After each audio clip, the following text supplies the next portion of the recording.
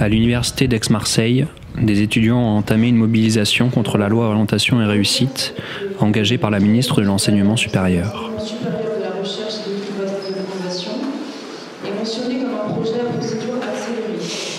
Il a été examiné par les députés du 12 au 14 décembre et il a été voté le 19 décembre à l'Assemblée. On occupe un amphithéâtre depuis jeudi dernier, le 5 avril, et on commence à une mobilisation étudiante, pour le dire ainsi. C'est-à-dire, on cherche à informer les gens et à mobiliser les gens contre les réformes du gouvernement actuel, et notamment les réformes liées à l'université et aux réformes du bac. Cette réforme, elle n'est pas isolée, et elle se situe dans un contexte de réforme globale de la société, avec toutes les ordonnances que Macron. Donc là, il y a une rafale de réformes qui s'abat. Ces réformes, en fait, elles sont très progressives et très rapides en ce moment. Donc il y a les cheminots qui se battent, il y a les hôpitaux, les EHPAD, les postiers, les écoles, les profs et les universitaires et les lycéens qui se mobilisent en ce moment. Au niveau du parcours, c'est assez atypique ce qu'on fait aujourd'hui parce qu'on n'a pas de ligne politique affichée. Aujourd'hui, tous les étudiants qui sont mobilisés, qui sont contre le plan étudiant, contre les réformes de l'université et contre la politique antisociale globale qui est menée aujourd'hui sont les bienvenus. L'amphithéâtre occupé est un espace de réunion, d'information et de débat entre les étudiants. Des enseignants-chercheurs et vacataires sont également partie prenante de la mobilisation.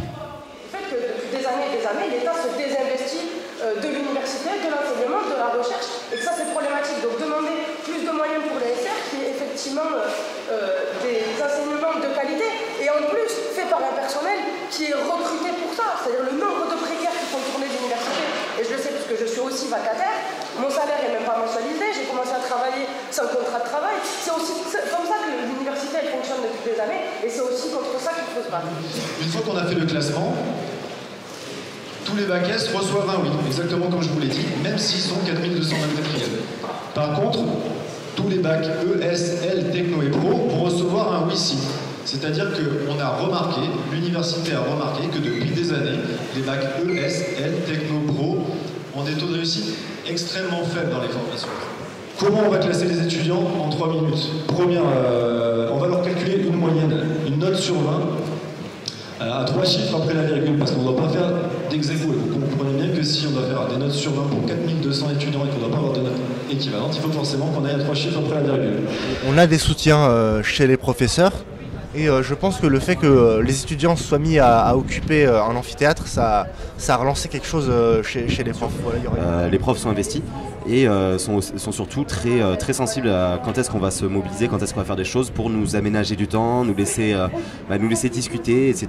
Et je pense que toute cette discussion qui est mise en place avec l'équipe éducative, qui peut nous informer de ce qui se passe, qui peut nous laisser le temps de s'informer nous aussi de notre côté, elle aide aussi à se mobiliser beaucoup plus. C'est un déni des gens qui travaillent, et ça c'est insupportable.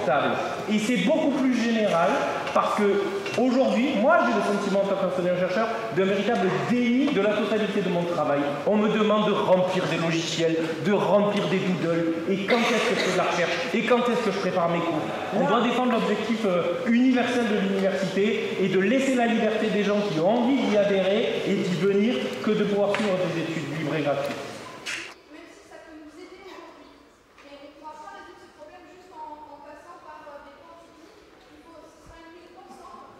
Il faut savoir qu'on fonctionne par commission, on va avoir des tâches spécifiques qui vont être allouées à certaines personnes, histoire de ne pas trop tous faire tout en même temps en fait. Une personne de la commission externe, en 2 mots s'il te plaît.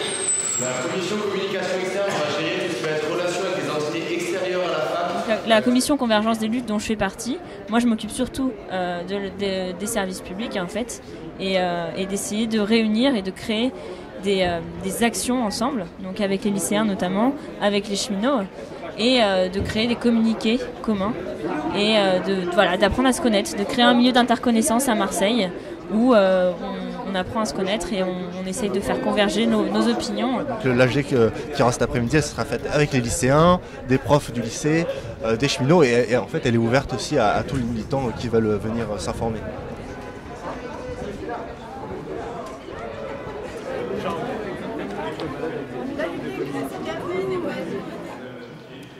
Des cheminots ont fait le déplacement pour expliquer les raisons de leur mouvement et exprimer leur soutien aux étudiants.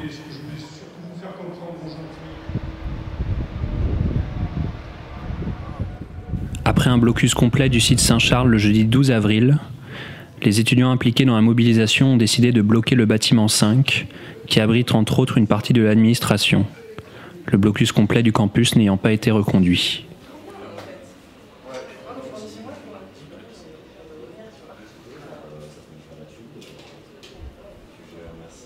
On est là pour revendiquer des droits et lutter pour permettre à ce qu'on satisfasse nos revendications.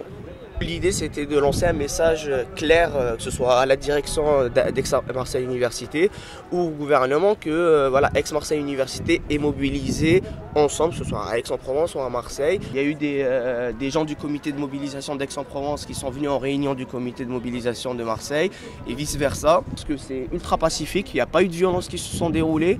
C'est encore une fois la force du nombre qui nous permettra de faire reculer le gouvernement sur cette question et pas la violence, pas les matraques. Certains étudiants émettent des réserves quant aux modalités d'organisation de la mobilisation. Je suis d'accord avec toutes ces manifestations, mais il ne faut pas tout stopper et être idéaliste en disant non, ils vont supprimer les examens si on est en masse. Non, les examens ils vont avoir lieu. Des choses, je suis pour et contre. Le blocus, je suis contre quand même parce qu'on n'a pas été forcément prévenu. Tout le monde n'a pas été prévenu. Il y a des choses aussi comme l'ouverture de la fac au grand public. Je suis aussi contre. Avec une licence, on fait donc ce serait pas plus mal justement pour donner cette sélection, pour donner plus d'importance aux personnes qui ont eu cette licence parce qu'ils l'ont mérité, ils ont bossé pour l'avoir.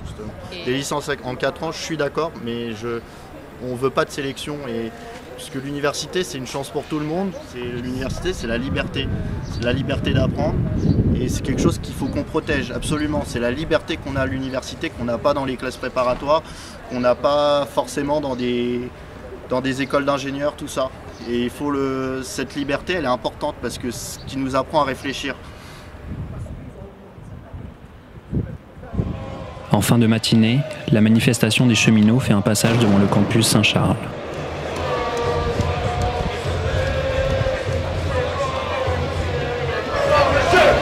Étudiants, tous ensemble, cheminots, étudiants.